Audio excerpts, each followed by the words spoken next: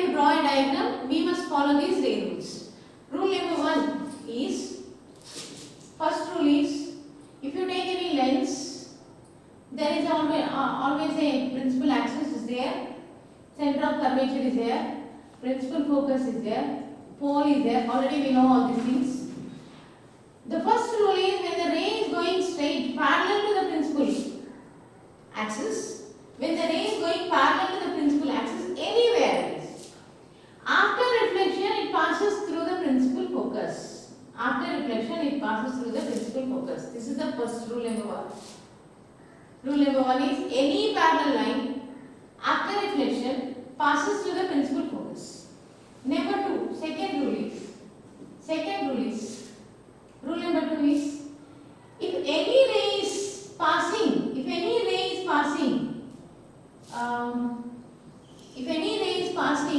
this is the same.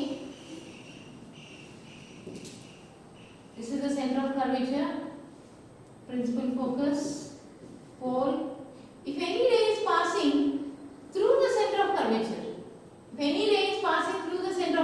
because it is a normal, the ray retraces its path in the same direction back. So the ray retraces in the same direction because that is a normal. Because that is the point, that is the normal. So according to our laws of reflection, the angle of incidence is equal to the angle of reflection. So here the 0, both angles are 0. So that's the reason why when a ray is passing through the center of curvature, it retraces its own path in the same direction after reflection. And the third one is, when any ray is passing center of curvature, principal focus, pole, if any ray is passing through the principal focus like this, after reflection it goes parallel. It goes parallel to the principal axis. If it is passing through the principal focus, after reflection it passes parallel. Again, law. Every time the laws of reflection are the same. There is no change. So generally we use these 3 rays in drawing any diagram. The point of intersection of the 2 rays, for example, you are taking an object. You want to find out the position where you are going to get the image. For that, we are going to use these ray rules, and wherever the 2 lines are getting, any 2 lines we can take.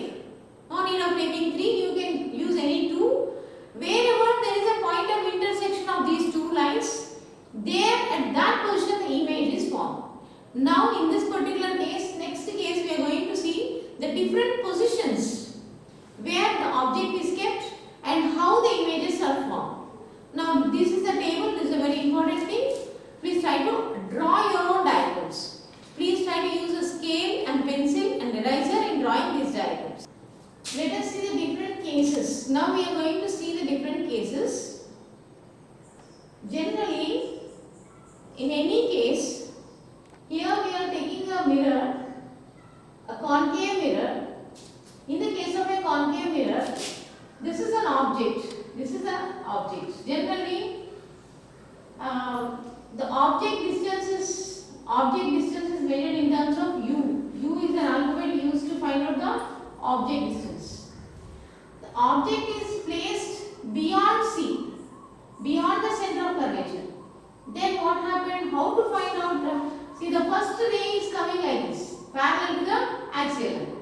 After reflection, it is passing through the principal focus. The second ray we have taken is the ray which is passing through the center of curvature. We already know that it retraces its own path.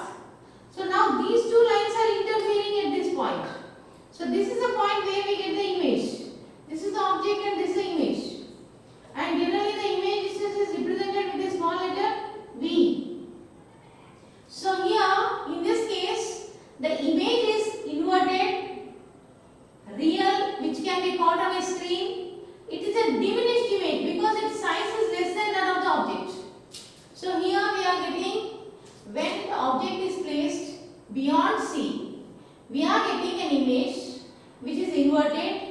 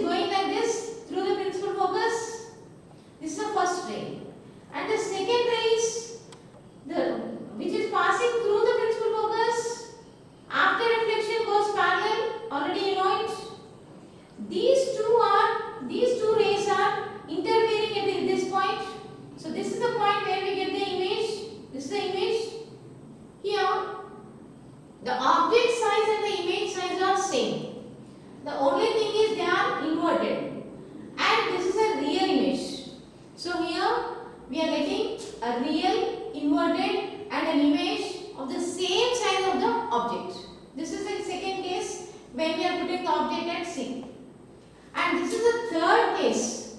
In this particular case, we are trying to put the object between F and C.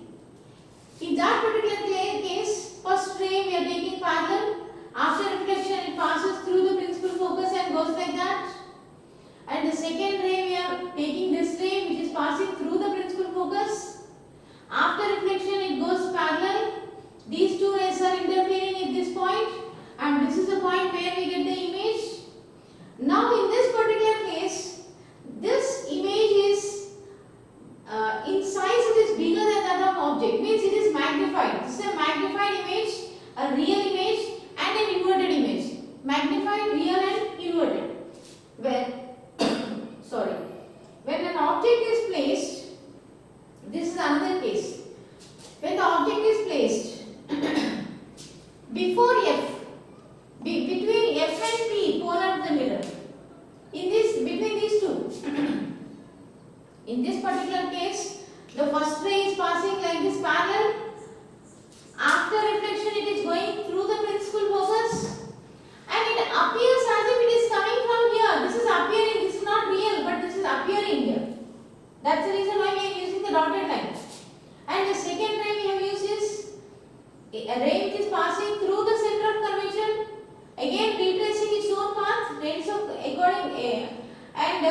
this appears as if it is coming from this point. So this is the point where we get the image, and this object here. This is a virtual image. This is not a real image. This is a virtual image. This image cannot be got on a screen. So this is a virtual image, erect image. It's not inverted. It is erect image, and it is a magnified image. This is magnified because it is bigger than the size of the object. So this is the next case, case 4. And there is another case. We can even give one more case. In that particular case, we can take the object at F. When we are taking an object at F. So friends, in this particular case, we are taking an object at F. Please try to understand when the object is taken at F, the first ray is coming parallel. After reflection, it is going through the